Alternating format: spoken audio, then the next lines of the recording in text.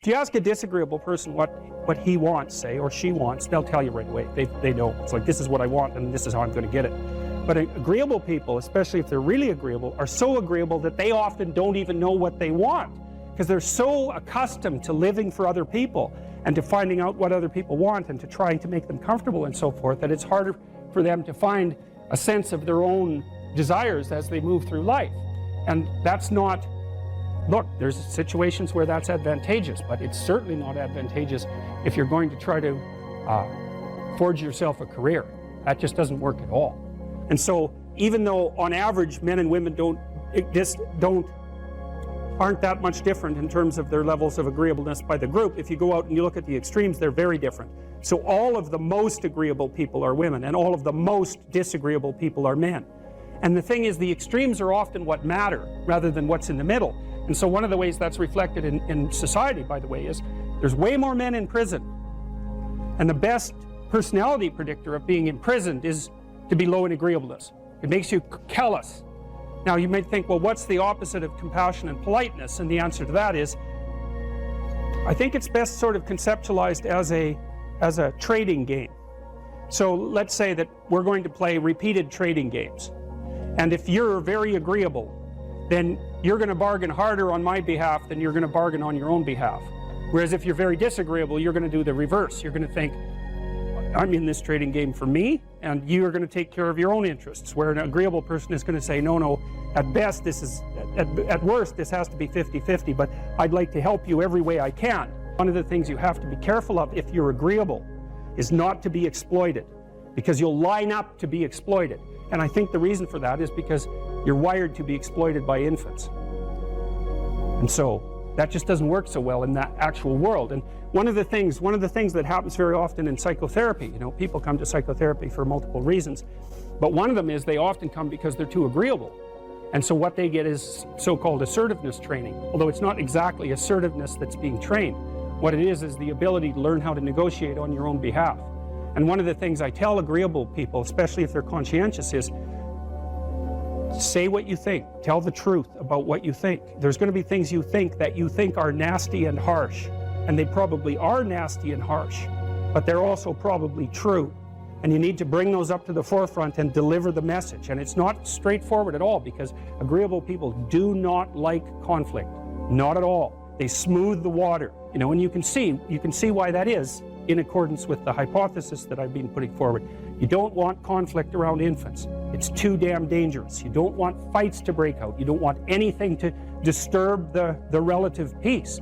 And if you're also more prone to being hurt physically and perhaps emotionally, you're also maybe loath to engage in the kind of high-intensity conflict that will solve problems in the short term, because it takes a lot of conflict to solve problems in the short term.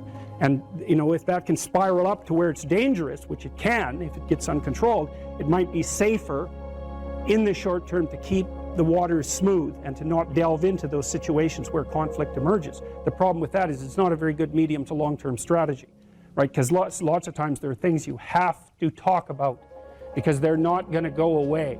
And the advantage to having a well-socialized disagreeable person is that they really don't let much get in their way. So if you can get a kid who's disagreeable socialized, that person can be quite the creature, because they're very forward-moving in their nature and very difficult to stop.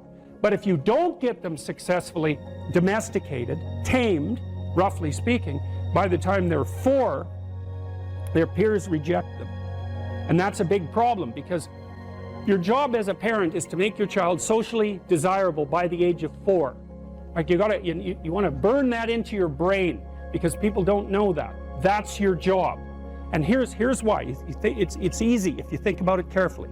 So you imagine you've got a 3-year-old child, so sort of halfway through that initial period of socialization, and you take that child out in public. Okay, what do you want for the child? Who cares about you? What do you want from for the child?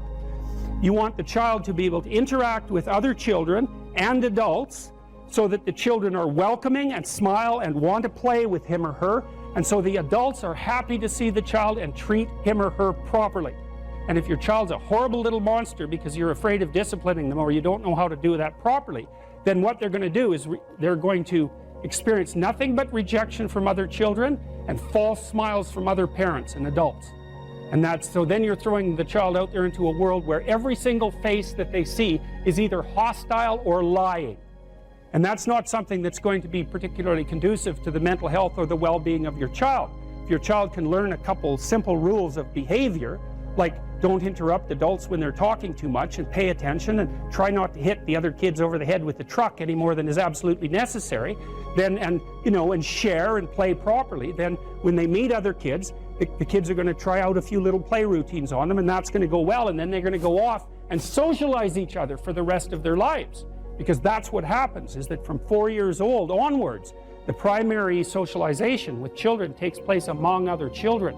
And so if the kids don't get in on that early, they don't move into that developmental spiral upwards, and they're left behind. And you can imagine how terrible that is, because a 4-year-old will not play with another 4-year-old who's 2. But a 5-year-old certainly will not play with a 5-year-old who's 2, right? Because the gap is just starting to get unbelievably large. And so the kids start out behind, and then the peers leave them behind, and then those kids are alienated and outside the peer group for the rest of their life. Well, those are the ones that grow up to be long-term antisocial, right? They're already aggressive. It doesn't dip down. Now, what happens to normal boys, roughly speaking? Imagine the aggressive 2-year-old types. They get socialized, so their level of aggression goes down, and then they hit puberty and testosterone kicks in, and bang, levels of aggression go back up. And so that's why males are criminals between the ages roughly of 16 and about 25. So, and it matches the creativity curve, by the way. It's so cool. If you look at the spike of creativity among men, 16 to 25, then it starts to go down. Criminality matches that absolutely perfectly. So that's quite cool. So, and the testosterone levels raise the average level of aggression among men. It's more dominance than aggression, actually, and testosterone is by no means all bad. And then it starts to decrease at about age 25 or 26, which is usually when men stop staying up late at night, stop drinking as much, develop a full-time career, and take on burdens and responsibilities and opportunities that are associated with a long-term partner and family. And so, well, so that's the development of what I would call predatory aggression, because I also think that the agreeableness distribution is probably something like predatory aggression versus maternal sympathy. It's something like that. So if you look at other mammals that are predators, because we're predators as well as prey animals, if you look at other animals like bears, the male bear has absolutely nothing to do with the raising of the infants. In fact, the female bears will keep the male the hell away, because he's likely to kill the infants and maybe even to eat them. So there's no maternality at all in solitary male mammalian predators. It's really useful to investigate the viewpoints of people who have opposing views to yours, because they'll tell you things. Not only will they tell you things you don't know, they'll also tell you how to see the world in ways that you don't see it. And they'll also have skills that you don't have, that you could develop. So for example, if you're an introverted person, it's very useful to watch an extroverted person, because the extroverted person has ways of being in the social world that aren't natural to you, that you can use to improve your toolkit. And if you're disagreeable, one of the best things to do with disagreeable people, especially if that's alienating them from other people, for example, because it can, people treat you like you're a selfish, arrogant son of a, maybe that's because you are. It's like, okay, so what do you do about that? One of the most promising treatments, let's say, for that is get the person to do something for someone else once a day, just as a practice, and learn how to do it. Maybe you can wake the circuit up, if you think that it's lying dormant in you, which is probably right. I think we have a very wide range of propensities within us. Some are switched on, genetic propensities. Some are switched on, but I think that if you put yourself in the right situation or walk yourself through the right exercises, you can switch some of these other things on as well. But it takes work and dedication and discipline. I would say, generally speaking, if you want to adapt yourself properly to life, you should find a niche in the environment that corresponds with your temperament. Right? You shouldn't work at cross purposes to your temperament, because it's just too damn difficult. But having done that, then you should work on developing the skills and viewpoints that exist in the space opposite to your personality, because that's where you're fundamentally underdeveloped. And that way I think you can extend out your temperamental capability across a wider range. And to me, that's roughly equivalent as bringing a richer toolkit to each situation. You know, so if you're hyper extroverted, you should probably learn to shut up at parties now and then and listen just to see what's going on, to see if you can manage it, you know. And if you're introverted, well, then you should learn how to speak in public and to learn how to go to parties without hiding in the corner and saying nothing to anyone. You know, and if you're agreeable, then you need to learn how to be disagreeable so people can't push you around. And if you're disagreeable, you need to learn how to be agreeable so that you're not an evil son of a bitch.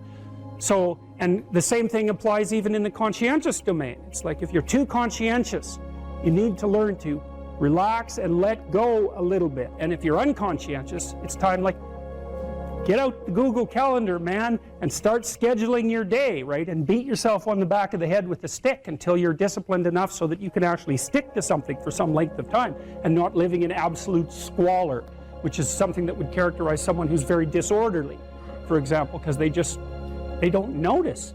It doesn't bother them, disorder. It's like, maybe they can see it, but it doesn't have any emotional valence, and so it doesn't have any motivational significance. You know, so the other thing you might want to think about too, if you're choosing a partner, is try not to choose someone who's too distant from you on the temperamental variables, because you're going to have a hard time bridging the gap. You know, it's hard for an introverted person and an extroverted person to coexist. And it's really hard for an orderly person and a disorderly person to coexist, because they will drive each other nuts. Why don't you pick up? Why are you so obsessed by it? That's the basic argument, you know.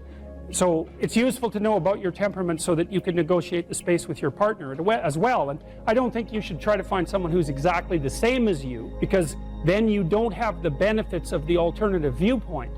But you got to watch it, because you may hit irreconcilable differences of various sorts. And I've seen that most particularly among couples who are high and low in openness. That's a rough one. And also high and low in conscientiousness. That's another rough one, because they just cannot see how the other person sees the world at all. Faith is a presupposition for living in the truth. And then you might ask yourself another question, which is, well, why bother living in the truth? Well, one answer would be so that reality doesn't rise up and smite you repeatedly, which it will, if you're deceptive. So that's one answer, but here's another answer, and this is a better answer. People ask themselves all the time, what's the purpose of life? And there's a variety of answers to that. There's no purpose. We're just atoms on a dust mote at the edge of a rather reprehensible corner of the cosmos, and we exist for a moment and we're out, and that's that. Or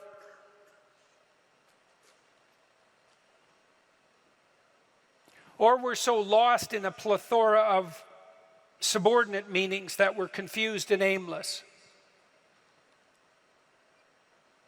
Or we want to be hedonistically happy, and I would say that's really the offer that's on the table in our culture most of the time.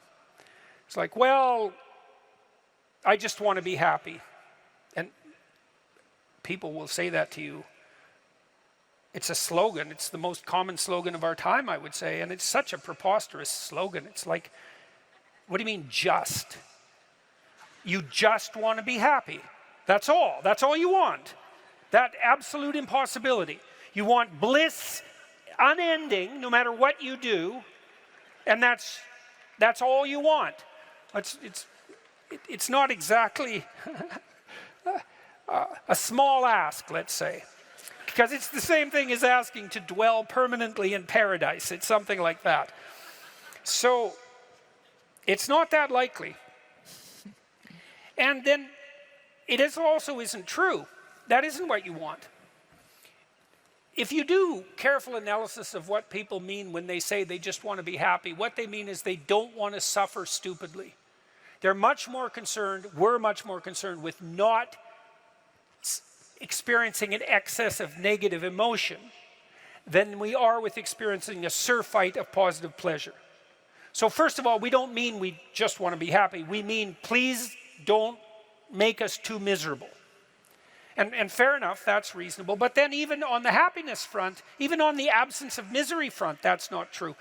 One of the things Dostoevsky pointed out in Notes from Underground, which is so bloody brilliant, he was criticizing the idea of materialist utopia. He said something like, well, imagine we made our materialist utopian dreams come true and everybody had enough to eat all the cakes they wanted and enough to drink and nothing to do, he said, but busy themselves with the continuation of the species. And we were so pleased that we emitted nothing but bubbles of bliss. He said human beings were so damn ungrateful that the first thing we do is take a stick and smash up all that comfortable prosperity just so that something unexpected and provocative could happen. And that's very smart, you know, that's hearkening in some sense back to the story of the Garden of Eden and the proclivity of human beings to eat the forbidden fruit. It's like it isn't obvious at all that we want happiness. It isn't even obvious that we want absence of misery. What's really obvious is that we want an adventure, right? We want an adventure that's so compelling that it makes the misery of life not just justifiable, but worthwhile. You want to look back on your life, you know. You want to look back on your life, and you know this to be true. You want to be able to say to yourself, even considering a month or a week or a series of days, you want to be able to say, that was really difficult, but you know what? It was worth it. And I think that's what you want from your life. It's something like, you know what? That was difficult, but it was worth it. And that meant that the adventure was so great that it justified the difficulties. And so then the question is, and here's the question, where do you find the great adventure of your life? Well, how about in truth? Well, why? Because you don't know what's going to happen if you tell the truth. It's a mystery. It's going to lay itself out for you. And so that's an adventure because you literally do not know what's going to happen. You have to let go of knowing what's going to happen. And so then you have that adventure, and then what is also the case is that it's you that's having the adventure, right? Because if what you're doing is living in truth, that's you, that truth is you. And so that means that whatever happens when you tell the truth is your adventure. And then you think, well, I'm using deception. It's like, well, maybe you are, but maybe deception is using you. And then maybe it's the spirit of deception that's having the adventure of your life. And then you might ask yourself, well, why are you so miserable and unhappy? And the answer would be, well, the spirit of deception is having the adventure of your life. You're not even there. Because if you're not living in truth, you're not there. Obviously, what's there is the spirit of deception. And you might think that's your deception, but I would be very careful about thinking that, because there have been centuries of meditation on the nature of the spirit of deception. And the answer isn't that the spirit of deception is you. The answer is that the spirit of deception is something that possesses you and convinces you that it's you. And that's not something you want to fall into the clutches of. So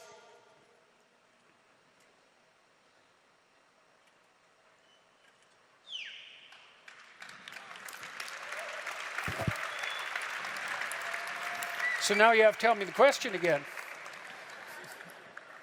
I'm certain you answered it.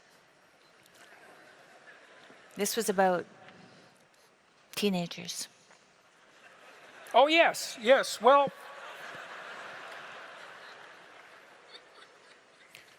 back to the teenagers. Do you not want to go to college, or are you just lying about being lazy? So that's a question, and we can ask ourselves that question. And as I said, on the teenage front, craft a vision, craft a compelling vision. That's really what we are as human beings, is we're visionaries. That's how we confront the horizon of the future. We meet the horizon of the future by crafting a compelling vision. And your vision might not involve a college education, but it should be a vision that makes you think, if I could make that come true, it would justify the trouble that it would take to manage it. And I think that's the right attitude to take towards your life. And we're all going to have our crosses to bear in the most fundamental manner. We all have to deal with the catastrophe of mortality. And I think we all have to deal with the reality of hell. And you can think about that religiously or not.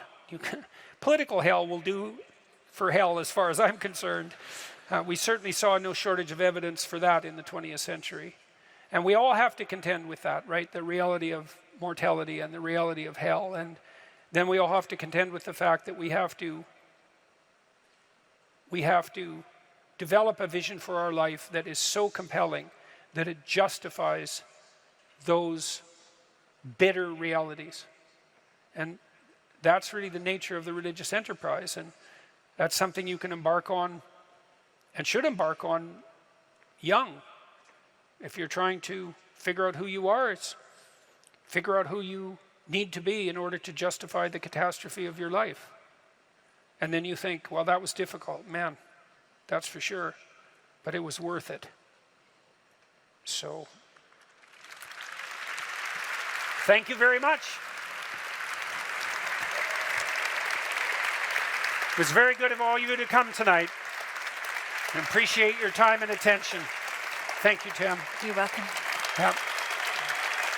Lovely to be here. That's so nice. Thank you.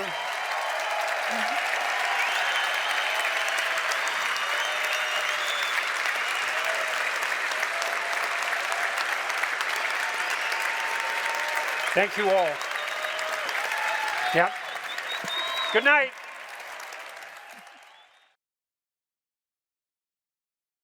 The internal problem is, how do you deal with tragedy and malevolence? And you can say, well, I'm not prepared. It's like, yeah, fair enough.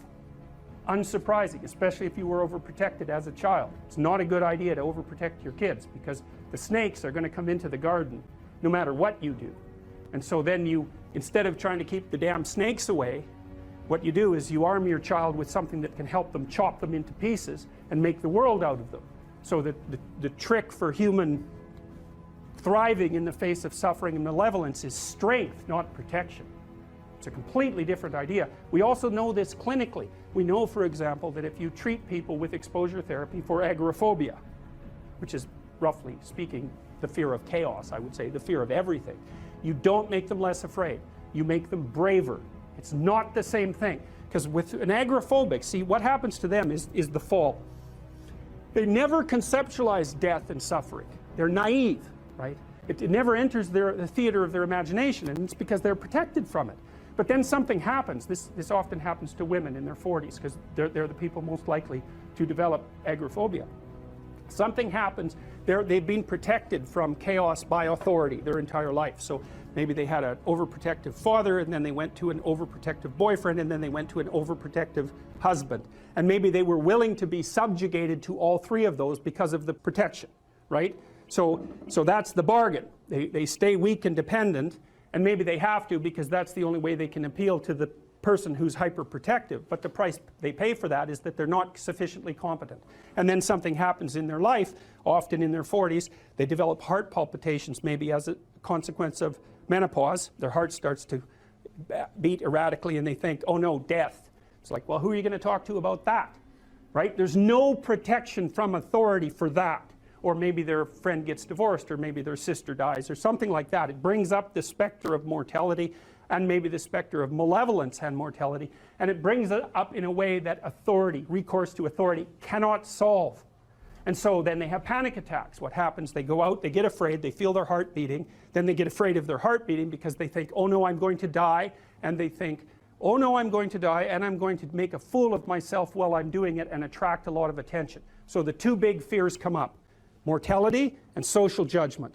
And then they have a panic attack. It's like fight or flight's gone out of control. Very, very unpleasant. Then they start to avoid the places they've had a panic attack. Then they end up not being able to go anywhere. So then Tiamat has come back, right? A huge monster, a little victim. And so what do you do with them? Well, there's no saying, no, there's no Tiamat. That's done, right? Their naivety is over. They've had a direct contact with the threat of mortality and social judgment. They've met the terrible mother, and they've met the terrible father. And there's no going back. There's no saying, oh, the world is safe. It's not safe. Not at all. It's not safe. The fact that you think it's safe means that you were living in an unconscious bubble that was sort of provided to you by your culture. It's a gift. And now that's been shattered. And so now what do you do? Well, the answer is you retreat until you're in your house and there's nowhere you can go. You're the ultimate frozen rabbit, right? And your life is hell because you can't function. The alternative is, let's take apart the things you're afraid of. Let's expose you to them, carefully and programmatically. And then you'll learn that you're actually tougher than you think. You never knew that. And maybe you didn't want to take on the responsibility because, people play a role in their own demise, so to speak. When you had opportunity to go out and explore or withdraw because you were afraid, you chose to withdraw because you were afraid. So it's not only that you were overprotected often, it's that you were willing to take advantage of the fact that you were overprotected and run back there whenever you had the opportunity. So maybe you're a kid in the playground, right, and you're having some trouble with other kids, and in the back of your mind, I should deal with this myself, but you go and tell your mom and get her to intervene. And you know that that's not right. You know that you're breaking the social contract, but it's easier, and so that's what you do. You run off to an authority figure and hide behind the Great Father, roughly speaking. Well, the problem with that is you don't learn how to do it yourself. So then you have to relearn it painfully when you're 40. So then you take people out, you say, well, what are you afraid of? Rank it from 1 to 10. So 10 is, make a list of 10 things you're afraid of. The thing you're least afraid of we'll call number 10. So we'll start with that. Okay, well, I'm afraid of elevators. Okay, well, let's look at a picture of an elevator. Let's have you imagine being in an elevator. Let's go out to an elevator and let you watch the terrible jaws of death open, because that's how you're responding to it symbolically, right? And you're going to do that at the closest proximity you can manage. You find out, you go do that, it works. You're nervous as hell, especially from an anticipatory perspective. Shaking. You go out, you stop, you watch it happen, and you actually calm down. You do that 10 times and it no longer bothers you. Well, what you've learned that you didn't die, but more importantly than that, you've learned that you could withstand the threat of death. That's what you've learned. And then you move a little closer, and then you move a little closer, and then you move a little closer, and finally you're back in what's no longer the elevator from a symbolic perspective. It's a tomb, right? It's a place of enclosure and isolation. And you learn, turns out I can withstand that. And then you're much more together, much more confident. And that's often one of the things that often happens in situations like that. I've seen this multiple times, is that if you run someone through an exposure training process like that and toughen them up, they'll often start standing up to people around them in a way they never did before, because they wouldn't stand up for themselves before because they weren't willing to undermine the protection. See, if you're protecting me, I can't bother you because I can't afford to forsake your protection. So if I'm going to play that game, I'm going to hide behind you, then I can't challenge you. So that's no good, because that's sometimes why people, you see this with guys very frequently, they're still deathly afraid of their father's judgment when they're in their 30s or 40s. It's like, well, why? No, because they still want to believe that there's someone out there that knows. And so they're willing to accept the subjugation because it doesn't force them to challenge the idea that there's someone out there that knows. Because that's the advantage of having your father as a judge, right? Because he knows. Well, what if he doesn't? What if no one knows any better than you? Well, that's a rough thing. You don't, until you realize that, you're not an adult, right? That's really technically the point of realization of adulthood, is that no one actually knows what you should do more than you do. I mean, it's a horrible realization, because what the hell do you know? It's a terrible realization, and people will often pick slavery, permanent slavery, to the spirit of the Great Father, let's say, over that realization, and it's completely understandable. But the problem with it is that there's more to you than you think, and so if you continue to hide behind that figure, then you never have a chance to understand that there's more to you than you think, far more to you than you think. Maybe there's enough to you so that you can actually withstand the threat of mortality without collapsing, maybe even withstand the threat of malevolence without collapsing. Who knows? It's certainly possible. And it's not an abstract question. It's exactly the sort of question that you address in the psychotherapeutic process. It's always the question that you address. And the answer is often in the affirmative, because people can get unbelievably tough. And you know that because people work in emergency wards in hospitals, right? Or they work in palliative care wards, or they work as mortuary assistants. I mean, these people have bloody rough jobs, or they're on the front line of police investigation into, heinous child abuse crimes, and so they're confronting malevolence on a regular basis. And, those are very stressful jobs, but people do them. And some people do them without even being damaged by them, although that's a harder thing, because you can see horrible things, things you'll never forget.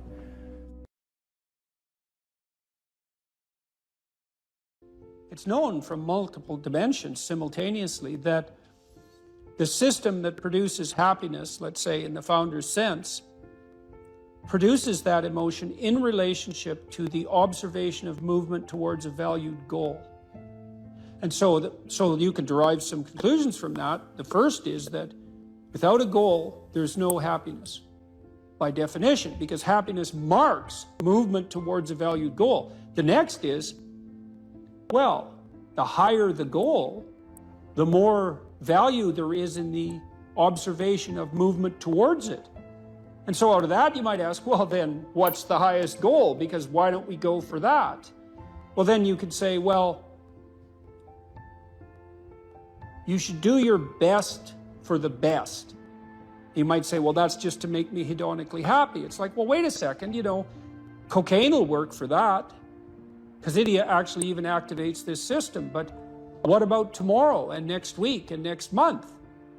And so the problem with hedonism as a goal is, first of all, it vanishes when you're suffering. But even failing that, if you're serving yourself hedonically in the narrow sense, it's just about me and my pleasure. It's like, okay, which you?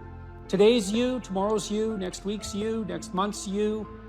What about next year, 5 years from now, 10 years from now? You're going to lead a hedonic and dissolute life, and what are you going to be, a burnt-out shell and a wreck, a dismal wreck in 10 years? Because that's what'll happen. And so if you don't construe yourself as a community stretched out across time, then you're not even serving yourself. And if you do construe yourself as a community stretched across time, then serving other people and serving yourself turn out to be exactly the same thing. I just did a course on the Sermon on the Mount, and Christ, in one of the sections of that sermon, he says to people that you shouldn't lose your saltiness, you shouldn't lose your savor, and you're the salt of the earth, and without that salt, everything loses its flavor. And salt is a preservative, and it's a spice, and that's often conceptualized, that phrase, as referring to the salt of the earth, the solid, reliable types who bear all burdens. But that is not what it means. I looked at a lot of different translations. I talked to a lot of people about that verse, and really what it means is, well, there should be some spiciness and unpredictability and humor about you. And there should be some play in the system, right? Because that's what stops you from just being the narrow, dead, past letter of the law with no spirit. There should be some snake inside the tree, right? There should be some fire inside the bush. Those are all ways of construing that are symbolically equivalent. There should be some dynamism in you, and a fair bit of that's associated with, well, enthusiasm. That's fun, but enthusiasm means to be imbued with the Spirit of God. That's why people like comedians so much too, because that's what they do. And so you have to leaven the duty with humor, and your book does a lovely job of that too, because your book, which is a very conservative book in the best possible way, and is a call to duty and responsibility, but you constantly return to themes of both stoicism and humor, which are tied together in some sense. I was just in Newfoundland for the last week doing a documentary there, and Newfoundland's a rough rock, and it's beautiful and harsh, and the people there are tough and resilient, man, because they had to be. And Newfies have a great sense of humor, and they're always making fun, and that's a necessary leaven, right? That ability to deal with serious matters with a light touch, and it's something I'm trying to learn to do more and more, even in the most serious of conversations, because if you're a master, you've got both. You've got that light touch and that sense of humor. You really see that in military people who've been through rough situations.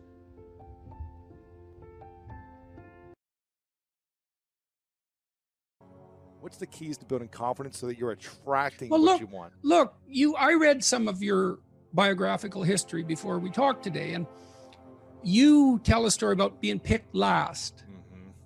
And then you compensated for that. Yes. Now, Alfred Adler, by the way, the psychoanalyst, the associate of Freud, built his whole theory around compensation of that sort. Inferiority complex plus compensation.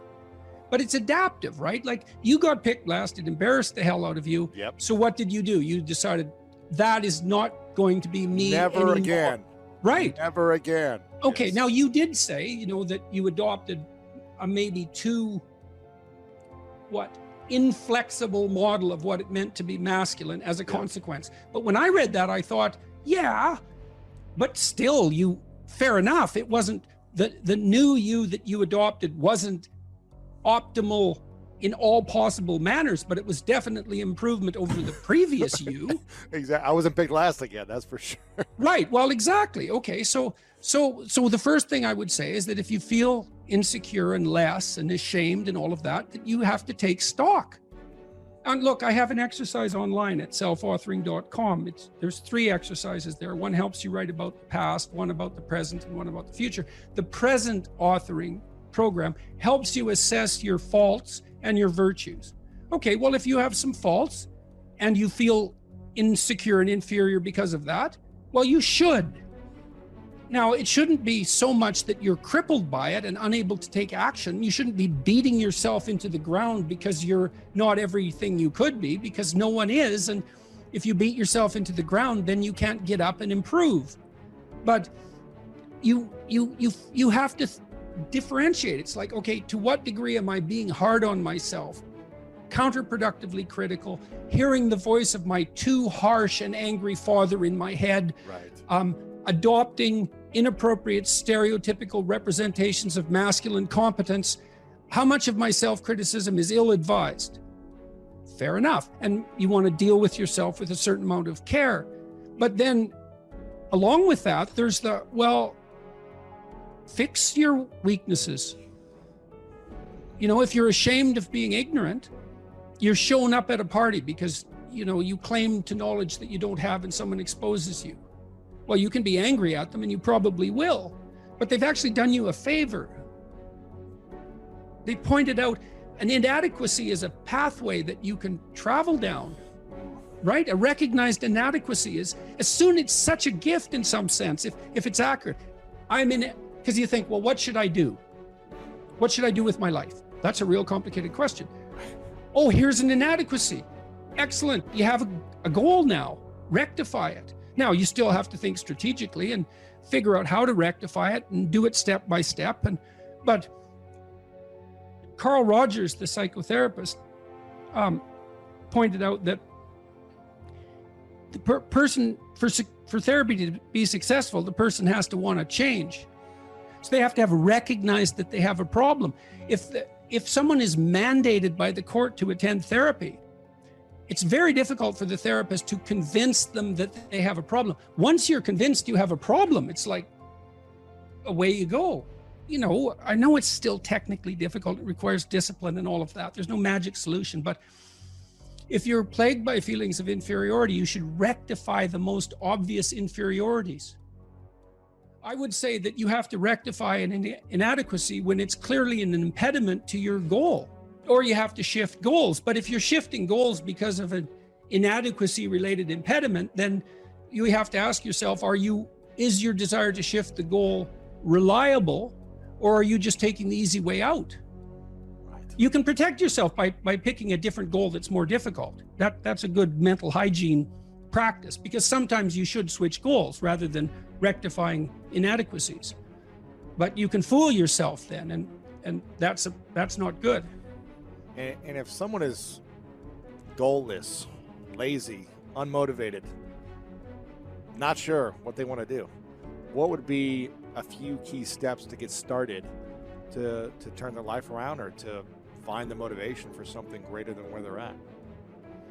Well, I think a fair bit of that's probably to be found in, you can find it in shame, you can find it in guilt, you can find it in conscience, you can find it in anger, you can find it in interest and engagement and beauty. There's lots of pathways. If you're angry about something in the world, well, you know, that's an indication that that's in some sense your problem, right? It's speaking to you in a moral sense. This shouldn't be that way. Well, maybe you're the person who should do something about it in some manner. Maybe it'll take your whole life to figure out how to do that. But it's bothering you for a reason. So the negative emotions can be a pathway to transformation. I'm not trying to romanticize them. They can crush you completely and leave you with nothing, right? For sure. And they can go badly astray. But shame, that's a good one. What am I ashamed of? Well, can you fix any of that? I'm going to work on these things that I'm ashamed of. And just see, like, does my life improve enough so that I'm not so bitter about it now, or I'm not so hopeless about it now? And my experience has generally been that works. It works. And then some of it's practical knowledge too. It's like you can get a really long way with very small changes, incremental changes, micro habit changes. So aim low. Don't have big goals or big transformations. Well, you can, but the problem with a big goal is that it's daunting enough so that it might paralyze you, and there's a high probability of failure. And so imagine that you're your own child. Okay, now imagine you love this child and you would like him, we'll say him because it's you and I talking, to succeed. Now you have an ideal for this child. You would like him to grow up to be the best he can be, better than you, the best man he can be. That's what you want for your son. If the good part of you is talking, you definitely want him to be better than you are, but you want him to be the best he could be if your vision is unclouded. Okay, but then you offer him a goal. It's like, well, do this. Well, can he do it? Well, if he can do it without a second's thought, there's no challenge in it. There's no developmental impetus. It's not in the zone of proximal development. You want a goal that you can do, but that requires some improvement on your part. Because you want to attain the goal, that's satisfying, but then you want to make yourself into the thing that can attain goals. And so you want to push yourself. You want to push yourself a bit far. Yes. And there's an ample psychological literature that suggests that that's where maximal motivation is to be found. Interesting.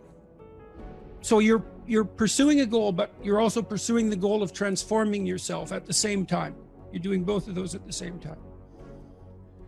Do you need to know that you're transforming yourself in order to attain the goal? Or do most people just think, I got to take these steps to make it happen, but they don't realize they're becoming better human beings? It depends on what you mean by realize. They have the sense of satisfaction and confidence that would indicate that, although they might not be able to make what that means explicit.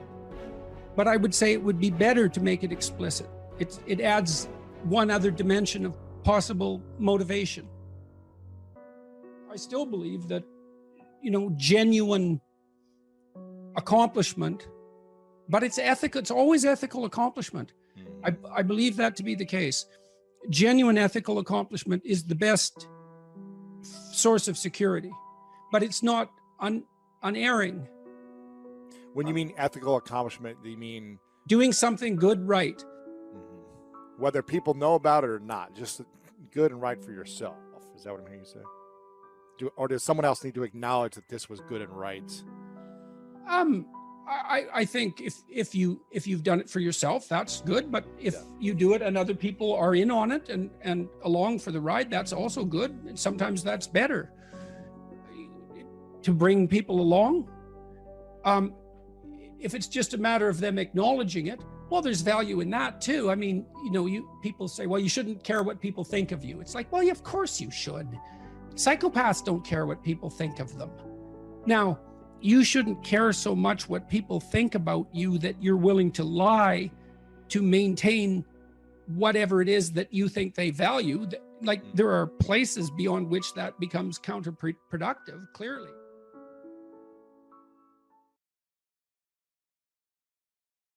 If you take people, and I told you this, and you expose them voluntarily to things that they are avoiding and are afraid of, that they know they need to overcome in order to meet their goals, their self-defined goals.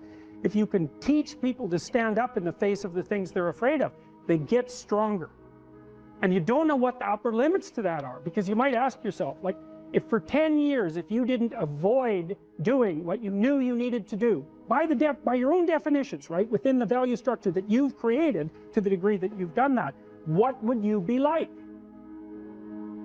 Well, you know, there are remarkable people who come into the world from time to time, and there are people who do find out over decades-long periods what they could be like if they were who they were, if they spoke their being forward.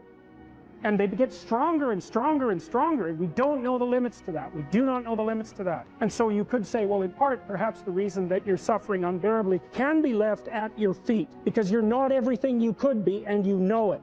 And of course, that's a terrible thing to admit, and it's a terrible thing to consider, but there's real promise in it, right? Because it means that perhaps there's another way that you could look at the world, and another way that you could act in the world, so what it would reflect back to you would be much better than what it reflects back to you now. And then the second part of that is, well, imagine that many people did that, because we've done a lot as human beings. We've done a lot of remarkable things, and I've told you already, I think before, that today, for example, about 250,000 people will be lifted out of abject poverty, and about 300,000 people attached to the electrical power grid. We're lifting people out of poverty collectively at a faster rate that's ever occurred in the history of humankind by a huge margin. And that's been going on unbelievably quickly since the year 2000. The UN had planned to have poverty between 2000 and 2015, and it was accomplished by 2013. So there's inequality developing in many places, and you hear lots of political agitation about that. But overall, the tide is lifting everyone up, and that's a great thing. We have no idea how fast we can multiply that if people got their act together and really aimed at it. Because, you know, my experience is with people that we're probably running at about 51% of our capacity. I mean, you can think about this yourselves. I often ask undergraduates how many hours a day you waste, or how many hours a week you waste. And the classic answer is something like 4 to 6 hours a day. You know, inefficient studying, watching things on YouTube that not only do you not want to watch, that you don't even care about, that make you feel horrible about watching after you're done. That's probably 4 hours right there. You know, you think, well, that's 25 hours a week, it's 100 hours a month, that's 2.5 full work weeks, it's half a year of work weeks per year. And if your time is worth $20 an hour, which is a radical underestimate, it's probably more like 50 if you think about it in terms of deferred wages. If you're wasting 20 hours a week, you're wasting $50,000 a year, and you are doing that right now. And it's because you're young, wasting $50,000 a year is a way bigger catastrophe than it would be for me to waste it, because I'm not going to last nearly as long. And so if your life isn't everything it could be, you could ask yourself, well, what would happen if you just stopped wasting the opportunities that are in front of you? You'd be, who knows how much more efficient? 10 times more efficient, 20 times more efficient. That's the Pareto distribution. You have no idea how efficient people get. It's off the charts. Well, and if we all got our act together collectively and stopped making things worse, because that's another thing people do all the time. Not only do they not do what they should to make things better, they actively attempt to make things worse because they're spiteful or resentful or arrogant or deceitful or homicidal or genocidal, or all of those things all bundled together in an absolutely pathological package. If people stopped really, really trying just to make things worse, we have no idea how much better they would get just because of that. So there's this weird dynamic that's part of the existential system of ideas between human vulnerability, social judgment, both of which are major causes of suffering, and the failure of individuals to adopt the responsibility that they know they should adopt. And that's the thing that's interesting too, is that, and like another thing I've often asked my undergraduate classes is, you know, there's this idea that people have a conscience. And you know what the conscience is. It's this feeling or voice you have in your head just before you do something that you know is stupid, telling you that probably you shouldn't do that stupid thing. You don't have to listen to it, strangely enough. But you go ahead and do it anyways, and then, of course, exactly what the conscience told you was going to happen inevitably happens, so that you feel even stupider about it than you would if it happened by accident. Because you know, I knew this was going to happen, I got a warning it was going to happen, and I went and did it anyways. And the funny thing, too, is that conscience operates within people, and we really don't understand what the hell that is. So you might say, well, what would happen if you abided by your conscience for 5 years or for 10 years? What sort of position might you be in? What sort of family might you have? What sort of relationship might you be able to forge? And you can be bloody sure that a relationship that's forged on the basis of who you actually are is going to be a lot stronger and more welcome than one that's forged on the basis of who you aren't. Now, of course, that means that the person you're with has to deal with the full force of you in all your ability and your catastrophe, and that's a very, very difficult thing to negotiate. But if you do negotiate it, well, at least you have something, you have somewhere solid to stand, and you have somewhere to live. You have a real life, and it's a great basis upon which to bring children into the world, for example, because you can have an actual relationship with them instead of torturing them half to death, which is what happens in a tremendously large minority of cases. Well, it's more than that too, because, and this is what I'll close with, and this is why I wanted to introduce Solzhenitsyn's writings to you. You see, because it isn't merely that your fate depends on whether or not you get your act together and to what degree you decide that you're going to live out your own genuine being. It isn't only your fate, it's the fate of everyone that you're networked with.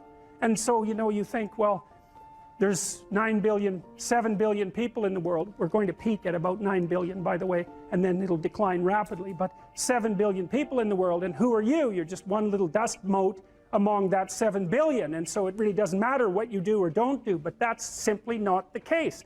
It's the wrong model, because you're at the center of a network. You're a node in a network. Of course, that's even more true now that we have social media. You'll know 1,000 people at least over the course of your life, and they'll know 1,000 people each, and that puts you one person away from 1,000,000 and two persons away from 1,000,000,000. And so that's how you're connected. And the things you do, they're like dropping a stone in a pond. The ripples move outward, and they affect things in ways that you can't fully comprehend. And it means that the things that you do and that you don't do are far more important than you think. And so if you act that way, of course, the terror of realizing that is that it actually starts to matter what you do. And you might say, well, that's better than living a meaningless existence. It's better for it to matter. But I mean, if you really asked yourself, would you be so sure if you had the choice? I can live with no responsibility whatsoever. The price I pay is that nothing matters. Or I can reverse it and everything matters. But I have to take the responsibility that's associated with that. It's not so obvious to me that people would take the meaningful path. Now, when you say, well, nihilists suffer dreadfully because there's no meaning in their life and they still suffer, yeah, but the advantage is they have no responsibility. So that's the payoff, and I actually think that's the motivation. Say, well, I can't help being nihilistic. All my belief systems have collapsed. It's like, yeah, maybe. Maybe you've just allowed them to collapse because it's a hell of a lot easier than acting them out. And the price you pay is some meaningless suffering, but you can always whine about that and people will feel sorry for you, and you have the option of taking the pathway of the martyr, so that's a pretty good deal, all things considered, especially when the alternative is to bear your burden properly and to live forthrightly in the world. Well, what Solzhenitsyn figured out, and so many people in the 20th century, it's not just him, even though he's the best example, is that if you live a pathological life, you pathologize your society. And if enough people do that, then it's hell. Really, really. And you can read the Gulag Archipelago if you have the fortitude to do that, and you'll see exactly what hell is like. And then you can decide if that's a place you'd like to visit, or even more importantly, if it's a place you'd like to visit and take all your family and friends, because that's what happened in the 20th century. If you concentrate solely on your career, you can get a long way in your career. And I would say that that's a strategy that a minority of men preferentially do. That's all they do. They work like 70, 80 hours a week.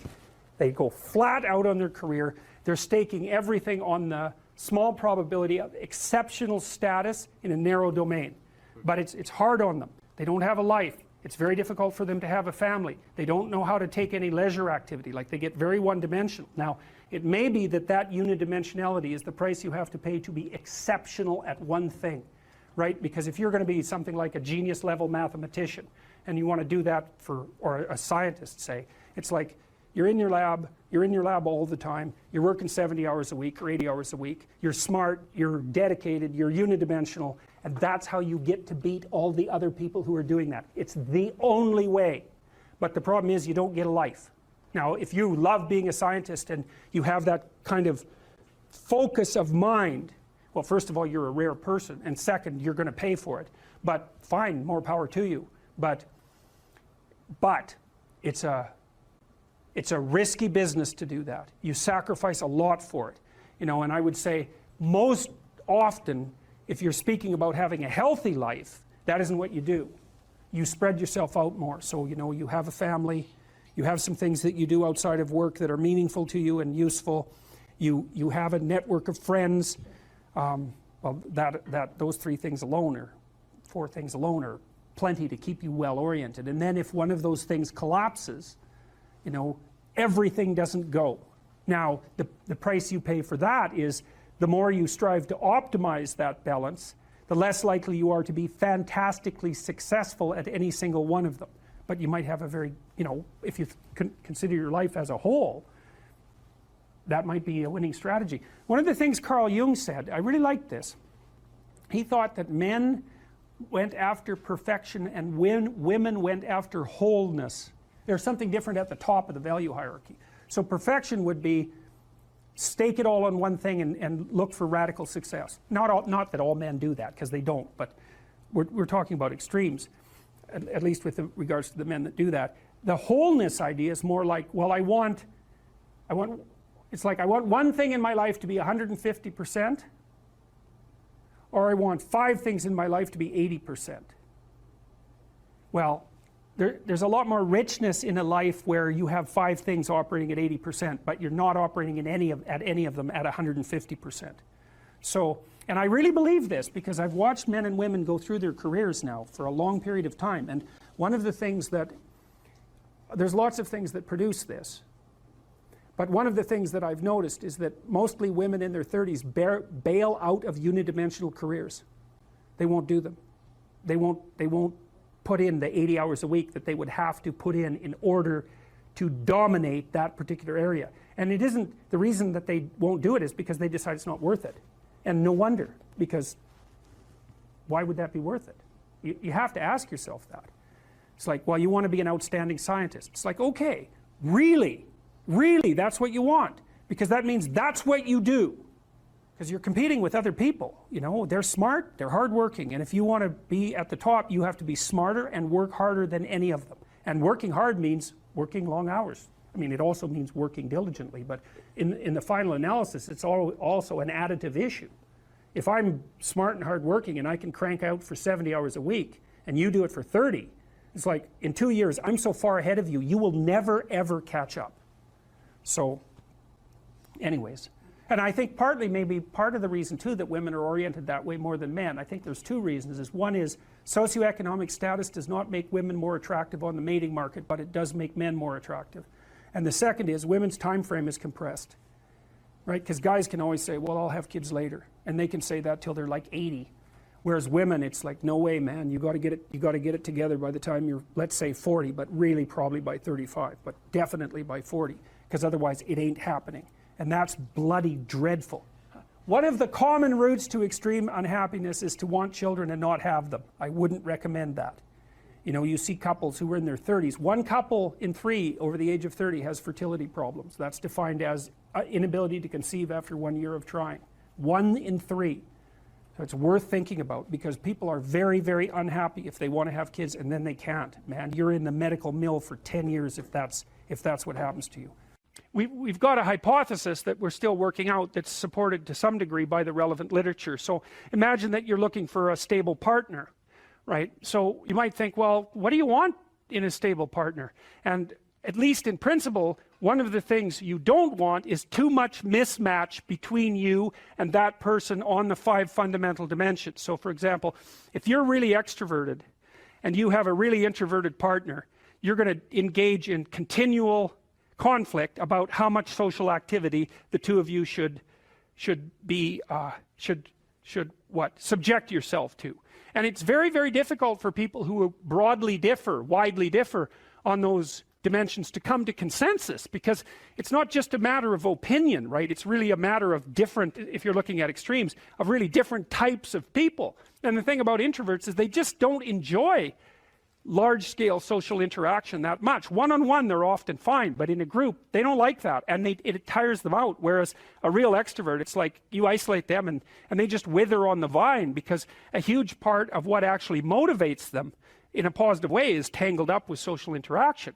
And so if you're an agreeable person and you have a particularly disagreeable partner, you're also going to run into problems, because the agreeable person will say whatever you want whenever, and the disagreeable person will say, well, I'd like to know what the hell you want for a change, and be much more harsh and much more demanding in the situation. And the agreeable person is going to find the disagreeable person harsh and unpleasant, and the disagreeable person is going to find the agreeable person wishy-washy and unable to stand up for themselves. And again, that's actually one of the primary sources of tension between men and women, because women tend to be higher in agreeableness than men. It's about half a standard deviation, which is quite a large difference by psychological standards. And so what that means, I probably haven't got the statistic quite right. If you have a group of men and women and you pick out random pairs, the woman is going to be more agreeable than the man 60% of the time. So that's not an overwhelming proportion, but it's reliable, and it's quite large by psychological standards. So there's the problem with agreeableness. With conscientiousness, well, if you're conscientious, you're industrious and orderly. And orderly people seem to be sensitive to disgust, which is something we'll talk about in detail later. We've had a hard time specifying exactly what makes industrious people industrious, because it's hard to come up with an animal model for that sort of thing, and there's no theoretical model. But our latest idea is that, it's not my idea, it's actually the idea of my graduate student, Christine Brophy, is that industrious people find it unpleasant and unsettling to not be doing something. So it isn't so much that what happens to you as you stroll merrily on your way through life? Well, what happens is that as you're moving from point A to point B, you encounter things. And people think that what they encounter are objects, but that's not the case. First of all, most of the things that you encounter, many of the things, are actually other people, and they're not objects. They're too damn complex. And even apart from the social world, the things that you encounter aren't objects. They seem to be something more like tools or obstacles. And I don't mean that we see objects and turn them into tools or obstacles. I mean that we see tools and obstacles, because what happens is that when you array yourself towards a goal, then the world transforms itself into things that get in the way of that goal, and three things. Things that get in the way of the goal, those are things you don't like. Things that facilitate your movement towards the goal, those are things that you like. And irrelevant things. And mostly you want irrelevant things, because there's just too damn many things. So the category of irrelevant is one you really like. So most of everything is irrelevant if you have a good plan. A few things are good because they move you forward, and some other things are not so good. You want to go around the not so good things if you can manage them, unless you like to run head forth into like brick walls, which is not particularly, it's a learning experience, but I wouldn't repeat it too many times. You want the world to array itself as a set of, we could say, tools. Now, what happens is that you have this perceptual system that's mediated by dopamine. It's the same system that cocaine activates, or methamphetamine, or the drugs that people really like to take. And it's the dopaminergic system that responds with positive emotion to indications that you've encountered something that will facilitate your movement towards a goal. And that's really important to know, because people tend to think that they're happy because they achieve goals, and that's not true. What's true, because as soon as you achieve a goal, then you have a problem, which is what's the next goal. And that's actually a big problem. You encounter that as soon as you graduate from university, for example. That's right. I made this joke before. Graduation day, you're like king of the university hierarchy, undergraduate hierarchy. Day after, you're unemployed potential Starbucks employee, right? So it's like, so obviously the accomplishment per se as a source of reward is problematic, because when you accomplish, you run the frame to its end, and then you have the problem of needing a new frame. So that's a problem. But if what you're encountering instead are things that will move you along your way, it's like, hey, that's great, and that's where you get your positive motivation. And so that's really that's so much worth thinking about. You can think about that for a year, and that wouldn't even be enough to think about it, because here's what it means. It means, in some sense, that the Buddhists are right with their claim about Maya, M-A-Y-A, which means that people live in an illusion. And what they mean by that is, well, you have goal, whatever your goal is, and that goal gives relevance to the world. And you could change the relevance of the world in a snap just by changing your goal. You can do that. And so then you think, well, it's sort of an illusion because you can just change it. Now, you don't want to push that line of argumentation too far, because even if the specific point can be changed. The fact that you're in one of these frames cannot be changed. And so you have to be in a frame, although you get to pick the frame. So there's still an absolute there, which is that you have to be in a frame, and that is not a trivial absolute. It's a very major absolute.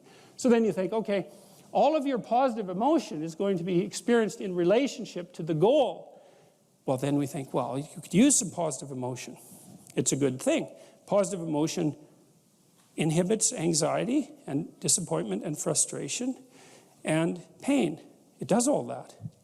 Technically, it does that. That's why a football player with a broken thumb who wants to score a touchdown can go out there and, play the football game, even though it's a kind of an arbitrary goal, right? It's like, really, you're going to go out there and like risk your hand to fire a pigskin through some poles?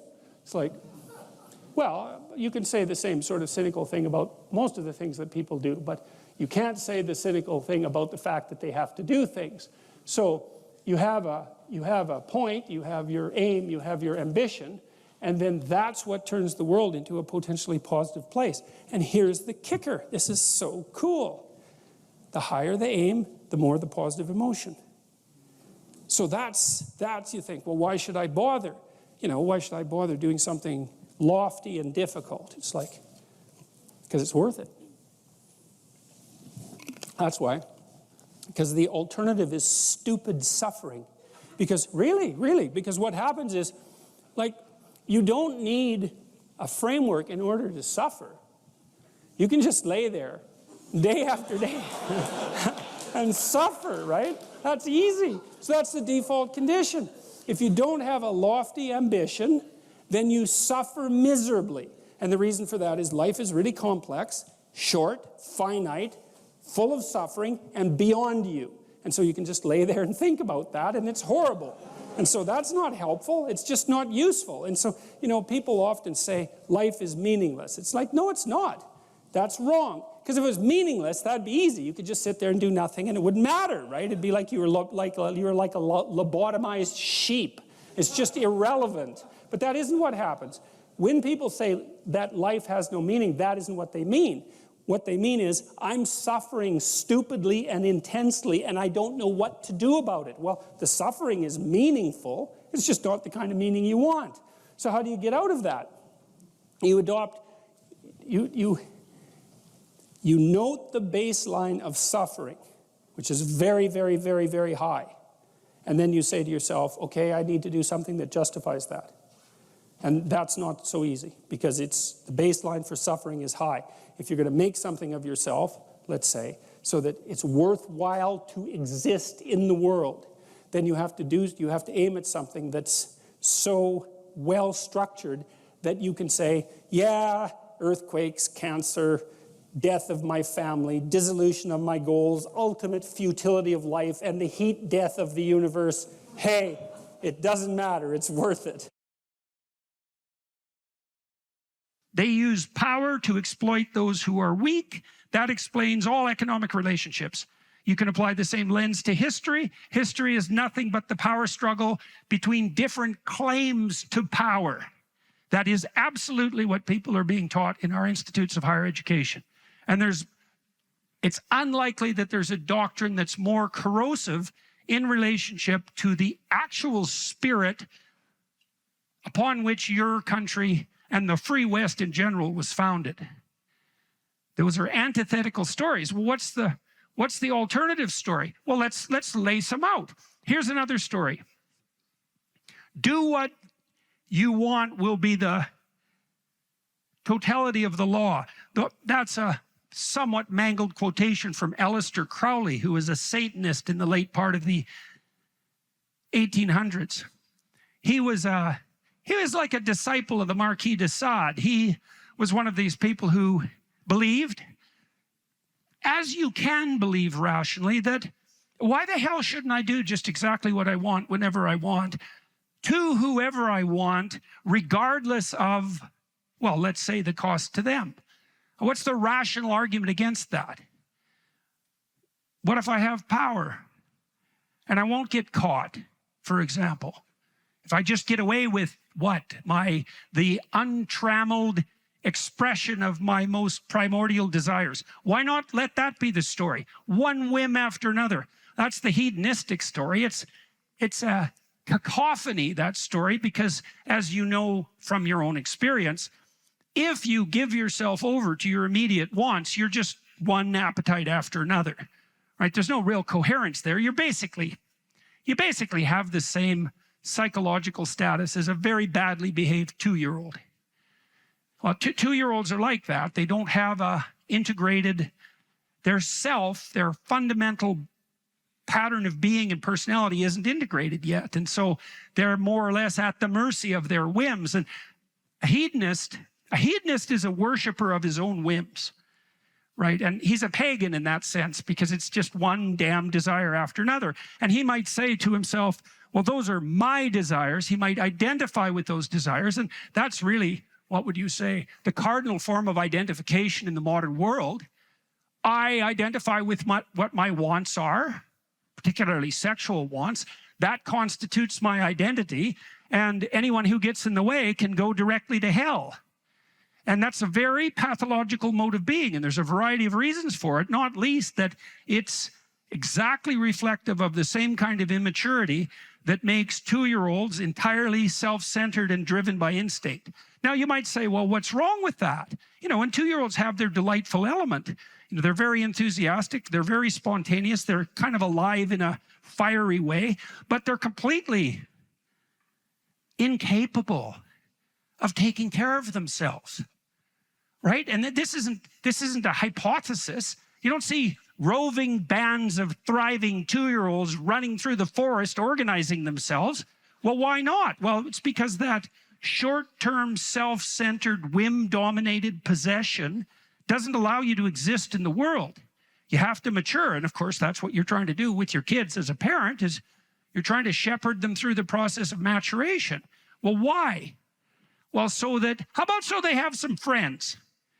Because if it's all about them, well, then they don't have any friends. And that goes for all of you too. If it's all about you, good luck with your marriage. If it's all about you, you don't have friends. You might have, if you're a bully in particular, you might have, you know, toadies and thugs who benefit from your use of power, but you don't have friends. If you exploit your customers as a business person repeatedly to redound to your own immediate advantage, you're not going to have customers for very long. Your reputation is going to precede you. You're not going to do well in the world. So what do you do instead? Power is a bad story. It's a corrupt way of looking at the world. It leads to violence. It's generally manifested in service to a narrow kind of hedonism, because why have power unless it's to get exactly what the hell the worst of you wants from moment to moment? If you're not under the sway of some self-centered and relatively malevolent whim, you don't need to use power on other people, because you could just ask them to go along for the journey. And maybe they would. That's what you do when you play instead of when you use force. That's what you do when you invite instead of using force. That's what you do when you establish a vision that other people share instead of being a tyrant. Well, that's what you do if you're mature. That's even what 2-year-olds understand by the time they're 3, when they start engaging in pretend play with a would-be friend. Who's a friend to a 2-year-old? Well, the first thing, or 3-year-old, because 3-year-olds start to become social. Well, the first thing you want to do if you're a 3-year-old is play a game with someone. That's not the same as having your own game, right? If you play a game with someone else, there are some intrinsic rules. Well, what are the rules? Well, how about they get a turn, right? And maybe a generous turn, right? Because if you're going to have a friend and you want the friend to like you, which is kind of like the definition of a friend, and someone who likes you would like to see you again, and that continuity of the desire to see you again and to play together, that's the definition of friendship. It's a sequence of games played with the same person. The game has to be voluntary, it has to be invitational, it has to be reciprocal, right? And so what you're trying to do with your 2-year-old is you're getting them to sacrifice the immediate gratification of their instincts to reciprocity, right? Now you do something that's a bit more sophisticated than that too, because the other thing you do with children and yourself and with people you love, if you're the least bit sensible, is you let them know that they shouldn't conduct themselves in a manner in the immediate present that compromises their future, right? That's what you mean when you tell your child, don't do stupid things. Well, what's a stupid thing, generally speaking? Something interesting and entertaining in the moment that you pay for, right? And that's the same as an impulsive bad habit in adulthood. It's like the definition of a bad habit. A bad habit is something that works now and not so good tomorrow, or next week, or next month, or next year, or 5 years from now, or 10 years from now. That implies as well that just as the child establishes a relationship of reciprocity with the friend, by starting to understand the future, they establish a reciprocal relationship with their future self. And that's the same thing. So what maturation is, we all know this, maturation is the ability, let's say, to share and to forego gratification, to delay gratification. What does it mean to delay gratification? It means you don't get what the hell you want right now all the time.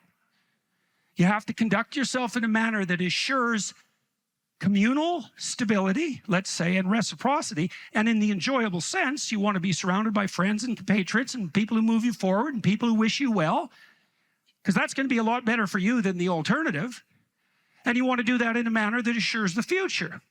The whole higher cortical apparatus that human beings are blessed and cursed with is there to integrate the possessing spirits that might otherwise be impulsive and fractionating, to integrate them into a personality that can act reciprocally in relationship to others and guide itself as a consequence of apprehension of the future. It's a definition of maturity. Now, you kind of know this because as your children mature, as you've matured, the amount of time you can consider expands, right? For the 13-year-old, for a 4-year-old sitting down to take piano lessons, half an hour is an eternity, right? For a 13-year-old, 6 months into the future is forever. By the time you're 50, a year is like a week, right? Well, and there's a loss in that to some degree, but there's a huge gain because as you develop, your capacity to apprehend the consequences of your actions across broader spans of time is much improved, and that reflects cortical maturation. And the same thing happens with regards to your ability to manage yourself socially. What does it mean to manage yourself socially? Well, it means, as I said, that it's not all about you. Your aim can't be the immediate gratification of the whims that possess you. If you're married, if you have a wife or husband, is your wife or husband, how do they stand in relationship to their importance in relationship to you? Well, we could just think about it in a sort of clear-headed manner. Let's say you have a scrap with your wife, you have a fight with your wife, a disagreement, and you win. You win. She's wrong. She's punished for it in whatever way you can manage. What's the problem with that? You're right, she's wrong. Well, let's say you do that 50 times. Well, now you're living with someone you always defeat. And so now you're living with someone who's defeated. And what's the problem with that? Well, they're around. Right, and so maybe that's the problem with attaining a manipulated victory over your marital partner. Fine if it's a one-off, but you know they're there when you wake up in the morning. And so is the consequence of your, what? Self-centered, power-based maneuvering? Right? And maybe you're a victorious tyrant and she's a defeated slave. Well, that's not much of a victory there, buddy. Right? And the same applies to any reciprocal social relationship. You know, if you have any sense, if you think it through, you want to build up the people that are around you. Well, why? Well, because they're around you. And so if you made generous offerings to the social world, and you improved the nexus of relationships that you were involved in, why wouldn't that be good for you? Now, you might think, well, there's only so much to go around, and if everyone else wins, I lose. But that's another story, and it's the story of power. And it's a very bad story, and it's not true. Because the truth of the matter is that there's more than enough for everyone to do. And your victory doesn't have to ever come at the cost of someone else's defeat. I shouldn't say ever. I mean, there are times when, you know, people are head to head and the game that's being played isn't fair and it's your victory or your defeat. But those are very pathological and unnecessary circumstances. And it would be better to do everything you can to ever avoid being in a situation like that.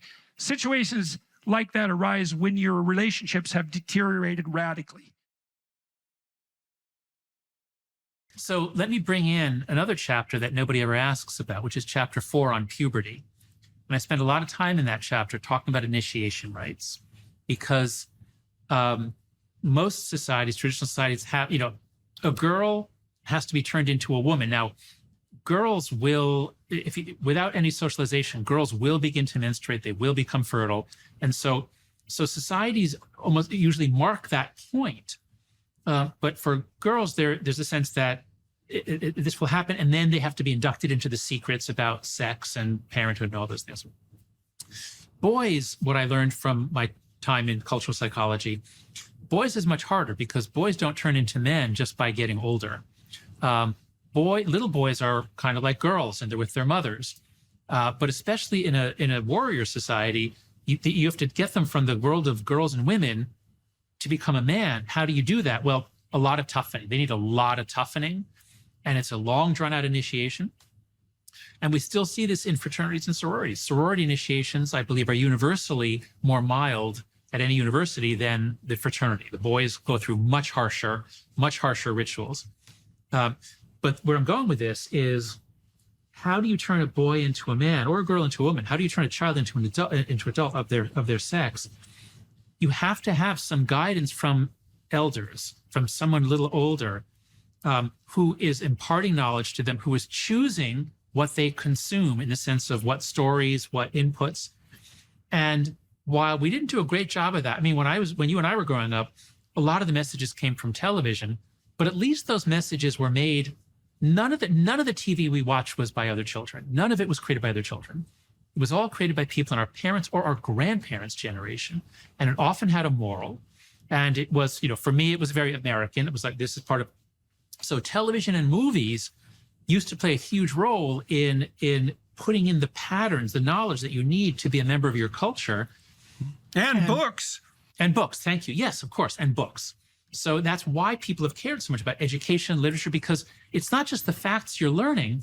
It's back to our point earlier about the reinforcement learning. You know, if our minds are like an LLM, what are you putting in? Are you putting in movies and books and good television? Or are you putting in little 10-second clips of people getting kicked in the balls? So if you're consuming just millions of little short videos, you're putting garbage in, and your neural network is not going to be very effective. So Not integrated with other people. That's right. Yeah. And no depth. And to bring it back to your point, that the depth of an idea is the degree to which other ideas depend on it. What if you don't have any such ideas? What if all you consumed was little 10-second videos? Nothing is foundational. It's just a whirlwind of dust. There's no foundation. Yeah, well, that's high entropy. There's no difference between high entropy and anxiety. And there's no union of motivation, so there's no compelling reason to act, to move forward. That's chaos. Yeah. That's the disintegration into chaos. And that's where a lot of that's anxiety and demoralization. A lot of our kids are stuck there. Okay, let's close this off by the end of your book. You talk about what people can do, and so and you talk about, you know, what people can do at different levels of social organization, parents, governments, industry. Now, a huge part of the problem is technological rate of transformation and the race to the bottom, right? And that's something that's almost independent of the actors, unfortunately. It's implicit in the technology. But anyways, and I'd also like, I think this is what we'll do on the Daily Wire side. I would like to talk to you about what has happened in consequence of your book and what effective steps people have taken. So let's do that. But give people an overview of what you think the institutions, broadly speaking, must and should do about this fragmentation and race to the bottom. So the key to understanding how this problem got so big so fast and why it's so hard to get out of is the concept of a collective action problem. And so any parent who says, no, sweetheart, I'm not giving you a phone, you're 10 years old, but mom, all my friends have one, I'm being left out. That's a collective action problem. If it was only half of the kids had it, it would be very easy to resist. But when your child's the only one, same with social media. And so these things, with cigarettes, at the peak of teen smoking in the 90s, it was, I think, 37% of American high school students smoked. You didn't have to smoke because a third of your classmates were smoking. Well, with social media, you do. If half your classmates are on and they're talking about you, you have to be on. Everybody ends up on. So it's a collective action problem. How do you solve collective action problems? Collectively. And so you can have, so what I propose 4 norms that if we can do these 4 norms, we roll back the phone-based childhood. And there's a role for different actors too, but here are the 4 main norms. The first is no smartphone before high school. Let kids have a flip phone, a basic phone, let them communicate, let them call each other, let them text, but do not let these companies get to them and take up every moment of their day. Now, I don't think this should be a law. In Europe, when I'm there, sometimes they say, oh, we should pass a law banning smartphones for those under 14. As an American, I don't think we should say, no, you parents, you cannot give your child. So this is a norm. And as long as a bunch of parents start adhering to it, it becomes easier for everyone in the community to do it. So that's the first norm. No smartphone before high school, or 14 if it's not in your country high school. The second norm is no social media till 16. Now this, some of us are doing as a norm. I laid this down for my kids. But it's hard because I'm imposing a cost on my daughter. She says she's the only one who doesn't have Snapchat. That might be an exaggeration, but it feels all her friends have it and they communicate with it. Here is where we really, really need help from legislators. We have minimum ages on things that involve graphic sex, horrific violence, addiction, and physical harm. If your kid's on Instagram, Snapchat, and TikTok, they're getting all that. So these are inherently adult activities, talking with adult strangers. We need a minimum age. And Australia has done it. Australia passed a law, it's going to take effect in November, that the minimum age is 16 and the companies have to enforce it. And there are a lot of ways to do that.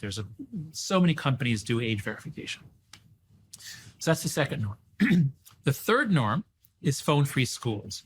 This is just a no-brainer. When you and I were in school, imagine if we could take our television set into school and watch TV during class and use our walkie-talkies and talk to our friends during class. It's insane. We never could have done that. But everyone with the smartphone has a lot more than that. They have 50 different things to do during class. So it's crazy that we ever let it get this far. But many states, about 11 or 12 states and a bunch of countries have now gone phone-free. It has to be from the beginning of the day to the end. So that's the main area where the world has changed in the last year, is phone-free schools. And then the fourth norm is far more free play, far more independence, free play, and responsibility in the real world.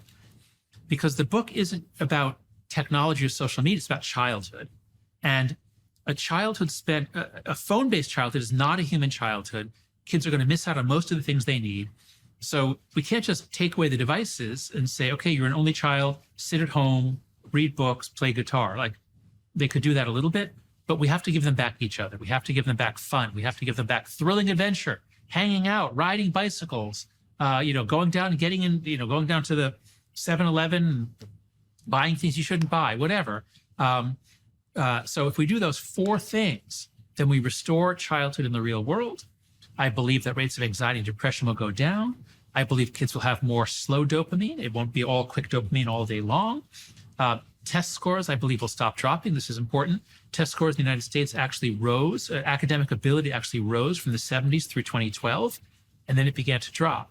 It dropped more during COVID, but the drop didn't start in 2020. It started in 2012. So our young people are less happy, more anxious and depressed. They know less. Their attention is fragmented. They're lonely. and they feel that their life is pointless. We've got to stop. We've got to stop what we're doing. And the book lays out, those last chapters lay out what role governments can and should play, what role parents can and should play, what role schools can and should play, and to some extent what the tech companies can do.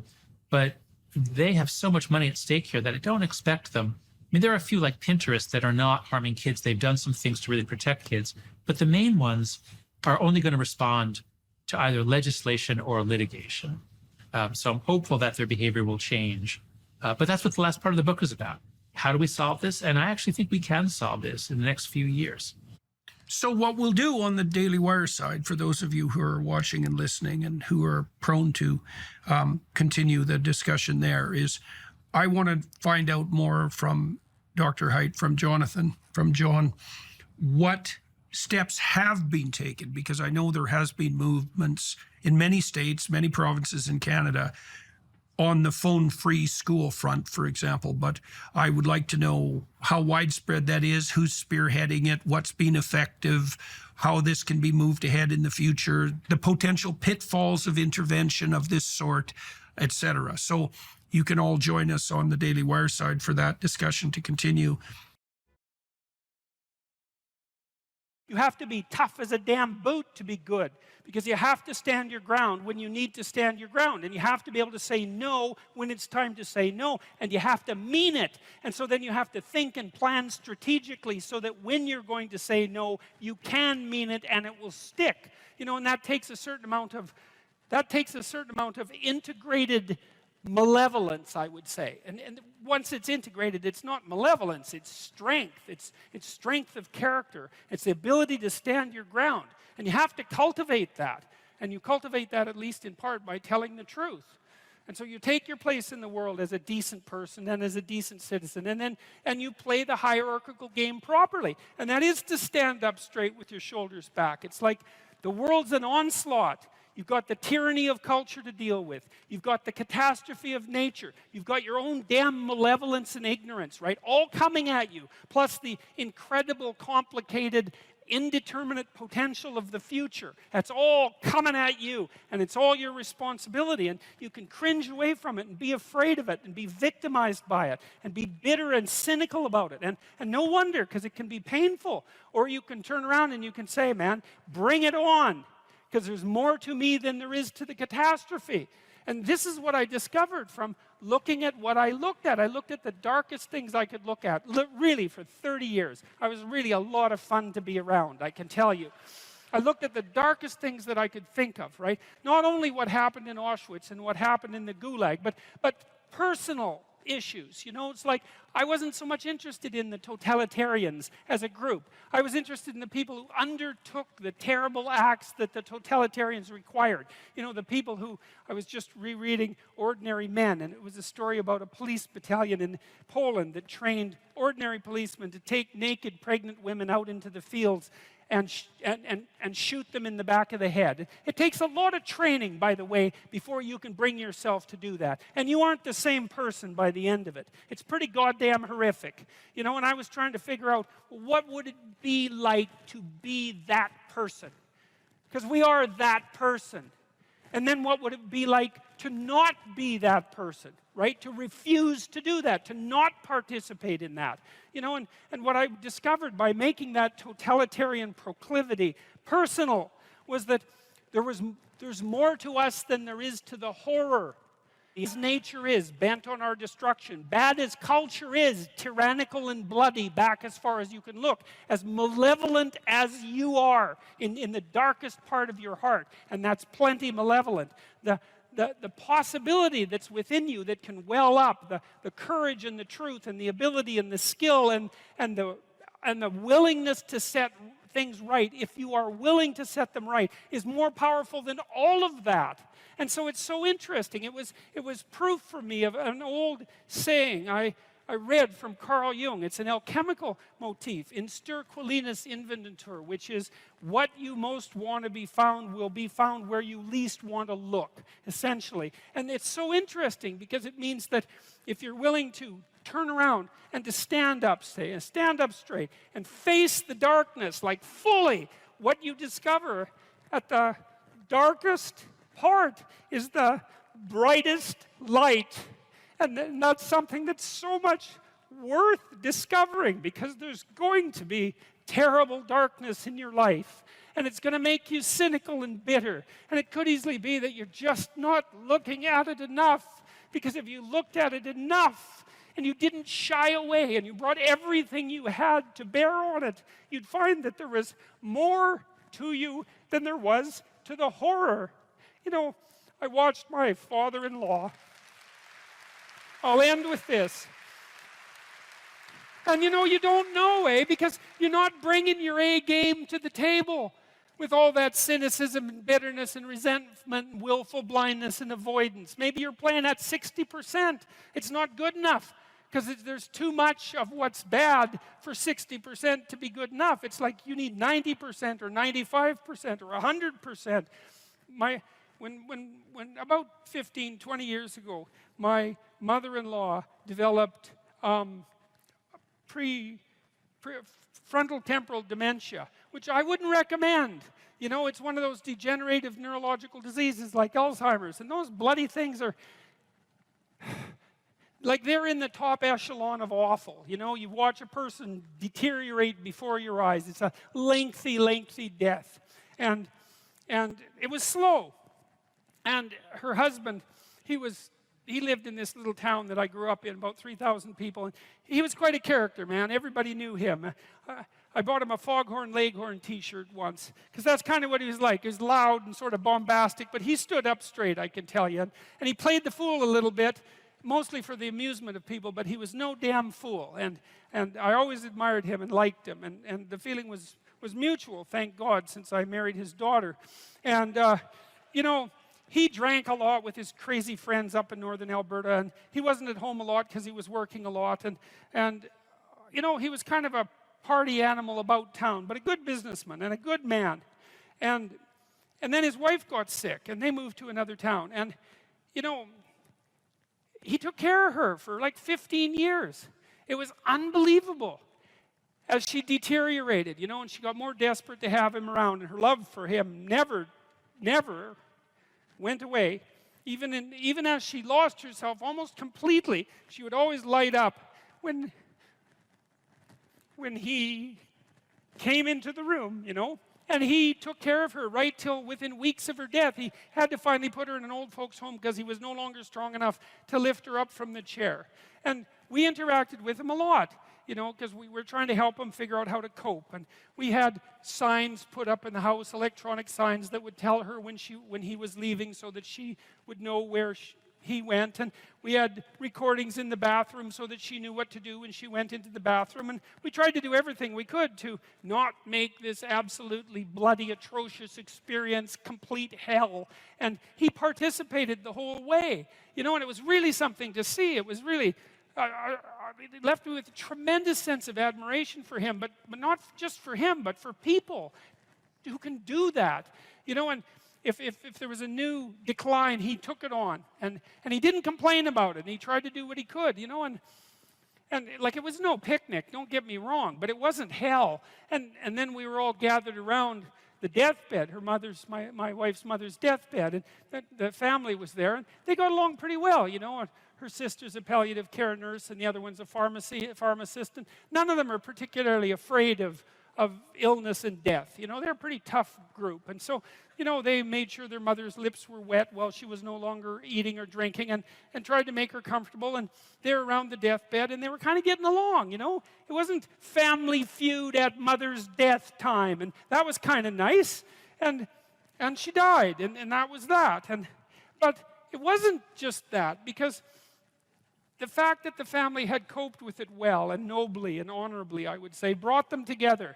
They were closer afterwards than they were before. And they all had more respect for their father. And then in the old folks' home, he met another woman who had a husband there who had Alzheimer's, and they got to know each other, you know. And he died after a while, and she died after a while, and then a few months later they started going out, and then eventually they had a relationship, and now they live together. And so he gained something. Like, it wasn't that he replaced what he lost, you know what I mean? Because he still has pictures of of his wife up in his house, and she was the love of his life, and that's not going away. But, you know, his family respected him more, and everybody pulled together more, and it wasn't hell at the deathbed, it was just tragedy, and the family pulled together more. And that was a good example of how you can extract at least a certain amount of light out of what's dark, even at a personal level.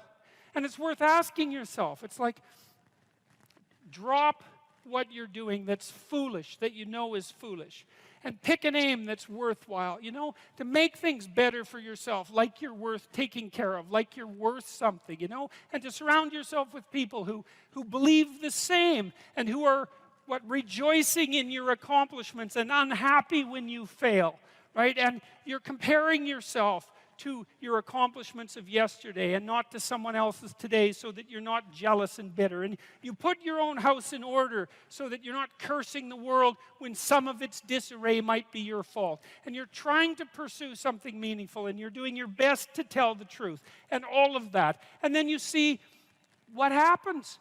Who the hell are you? You know, you think you're a miracle of some bloody bizarre sort.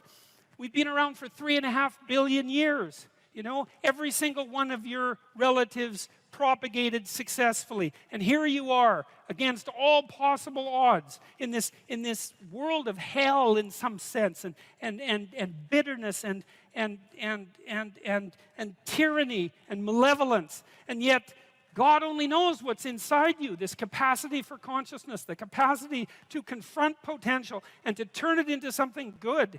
That's us, man. That's the Western story. That's the individual as the cornerstone of the state.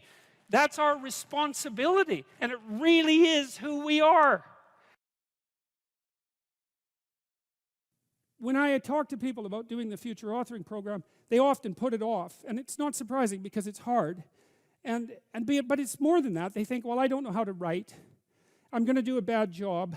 I don't really like assignments. I'm going to have to do it perfectly. I need to wait till I have enough time. And like one of those is enough to stop you cold, and all 5 of them, you're just done. And so I tell people, do it haphazardly, a tiny bit at a time, and badly, because you can do that. I tell my students when they're doing their theses, master's thesis, write a really bad first draft. And then we have a little conversation about that, because they don't think I mean that. Because it sounds like a cliche in some sense. It's not a cliche. It's not a cliche at all. It means you're a terrible writer, but if someone put a gun to your head and said, you have to have your 100-page thesis done by next Monday, or I'll shoot you, but I don't care how terrible it is, you would sit down and write it. And the thing is, then you have it, right? Then you have something, and then you can fix it. You can iterate and fix it. That bad first draft, that's the most valuable thing, and so that's what you need. You need a bad first draft of yourself. And there's an idea that Jung developed about the trickster and the jester, the comedian, right? That the trickster is the precursor to the savior. That's one of the things I learned from Jung that was just, it's so unlikely. You'd never think that. It's so amazing that might be the case. But the satirical and the ironic and the troublemaker, the comedian, the fool is the precursor to the savior. Why? Because you're a fool when you start something new. And so if you're not willing to be a fool, then you'll never start anything new. And if you never start anything new, then you won't develop. And so the willingness to be a fool is the precursor to transformation.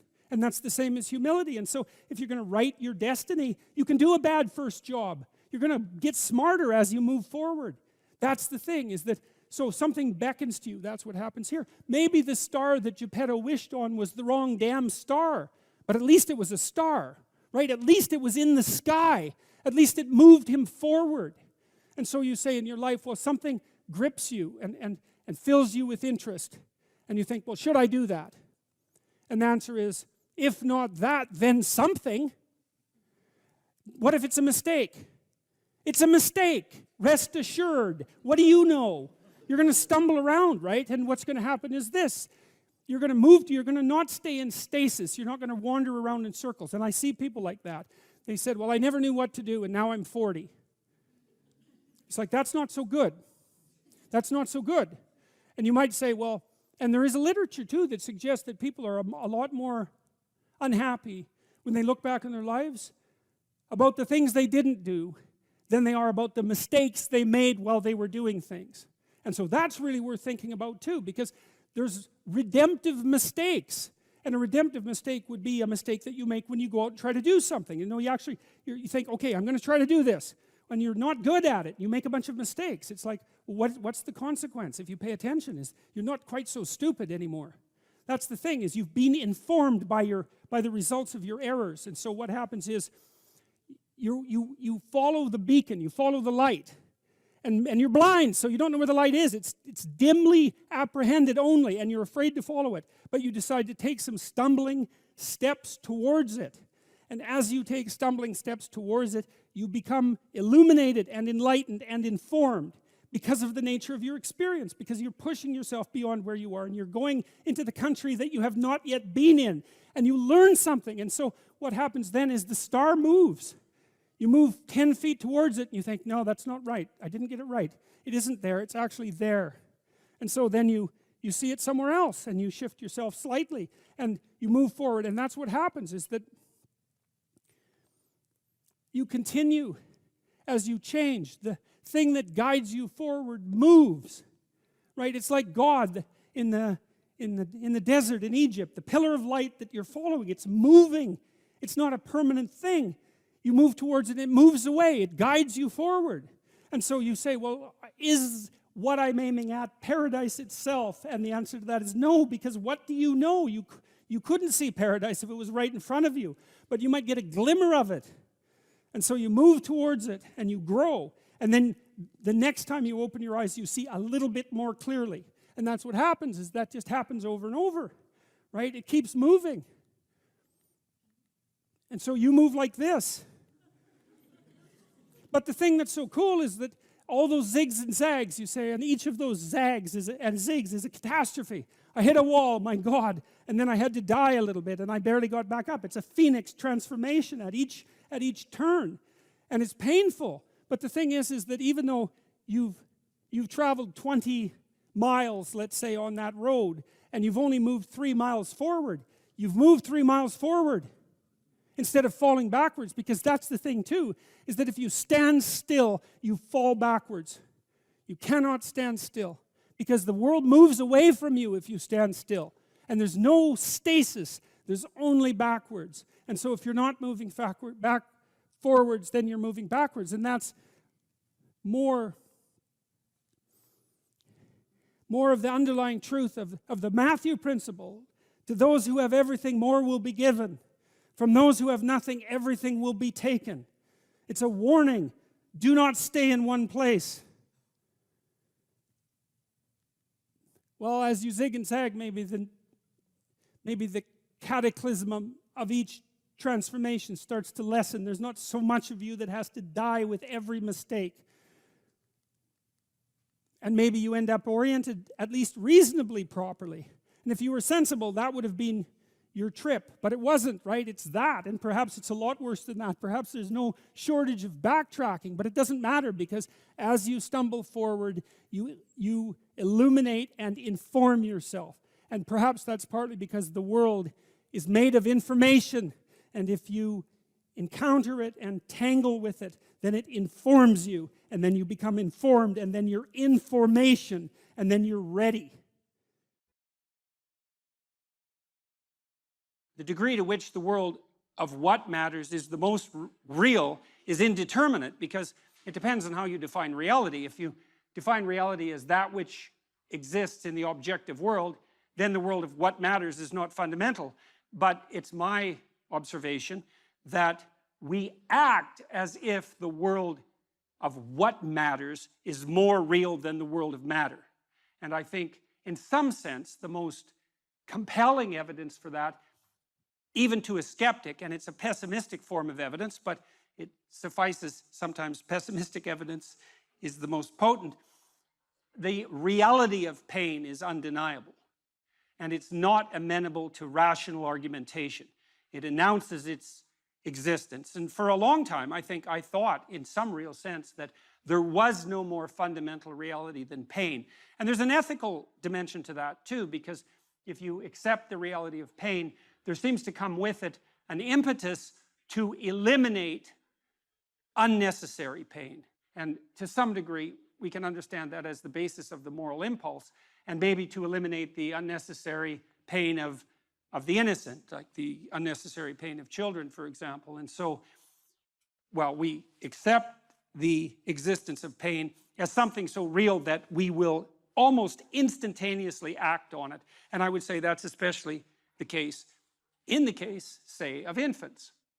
And so it isn't obvious what's real because it depends in some sense on how you define the term. But my sense is that what people believe is most accurately reflected not in what they say or in the propositions about the world they lay out, but in how they act. And so, and that's also something subject to debate, but it's not a shallow argument to say that your belief is most deeply reflected in your action. In fact, I think in some sense it's the deepest of arguments. And you know perfectly well that you can say one thing and do another, and you also know that you regard people who do that as hypocrites, and you tend to regard what they do as a more profound pointer to what they believe than what they say. And so you'll call them on that too. And so that means that there are some meanings that we regard as inviolably real. Now, the reason I concentrated on pain is because it's pretty easy to destroy joy. You can do that with a rational critique, and we're quite good at that. And you can destroy faith, and you can destroy hope, and you can destroy enthusiasm, and you can often do that even with a casual word. But pain is much more resistant to that sort of rational dismissal. I thought over the years, thinking as much as I could about unjust pain, let's say, as a fundamental reality, wondering if there is anything more real than that. And then I would say, well, yes, there is. That which dispels pain is more real than pain. And that's because to dispel something, you have to be more powerful than that thing in some sense. And then you can ask yourself at all sorts of different levels of analysis, what's capable of dispelling pain?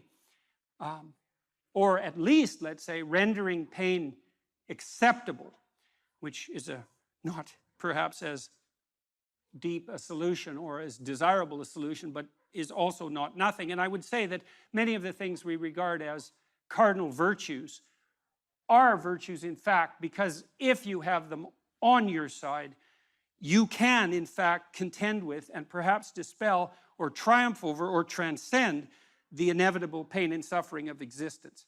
And I think one of the fundamental purposes of education is to provide people with the peers and the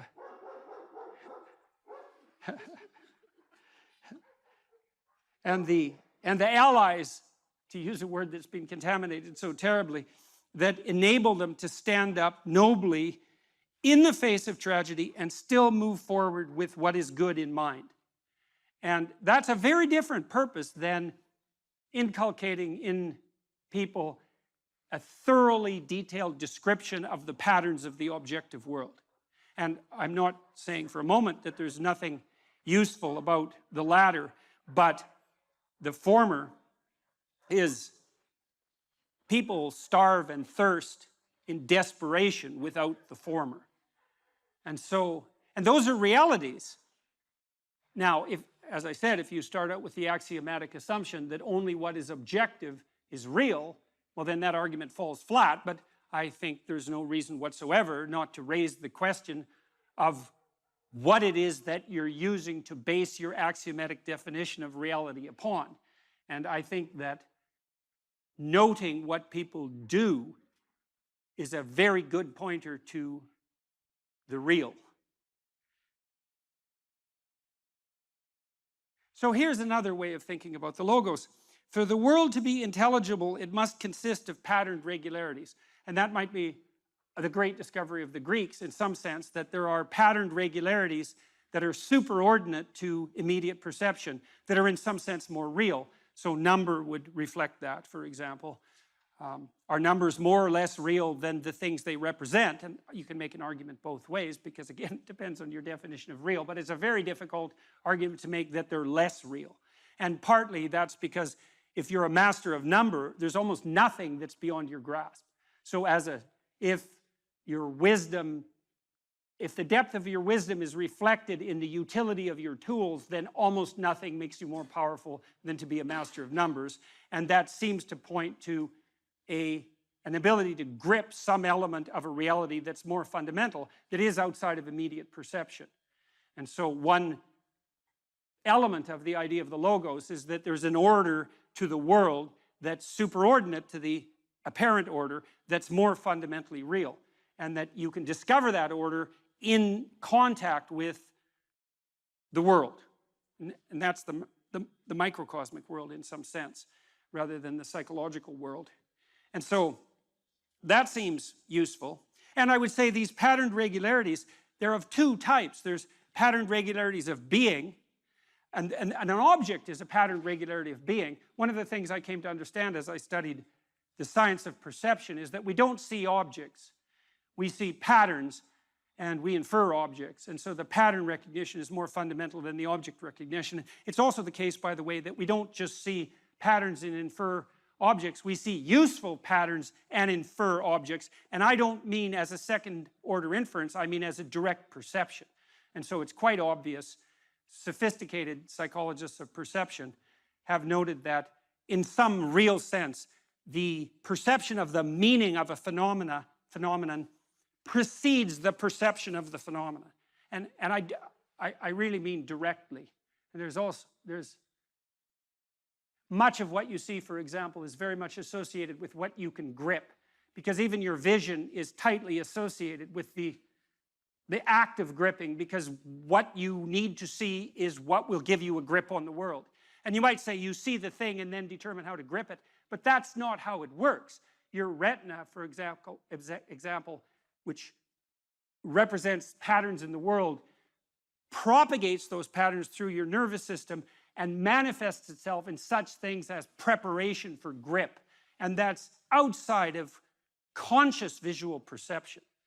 And so you cannot make the case that what you do when you perceive is pull in objective sense data and then sort the world from that. The neurological investigations have rendered that presumption invalid. Not only that, there's another problem. Well, let's refer to, we'll do this in two parts. For the world to be intelligible, it must consist of patterned regularities, and they're regularities of being and becoming. Another issue is, when you encounter the world, do you see what's there? And the answer to that is, well, yes, but you also perceive what could be.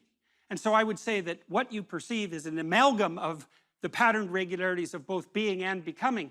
And you can think about this and make it intelligible. If you think about what happens when you wake up in the morning, you might ask yourself, well, what do you perceive when you wake up in the morning? And you open your eyes and you might say, well, I perceive my bedroom. And I suppose in some very trivial sense that's true, although generally your bedroom is so familiar that you don't need to perceive it. You've already automatized that perception, and it has almost zero functional utility. I suppose you have to perceive it well enough to wend your way through it when you step out of bed. But that isn't really what you perceive, not my experience, and I believe this is a very common experience, is that what you perceive when consciousness dawns in the morning is the horizon of possibility that's associated with the world in front of you.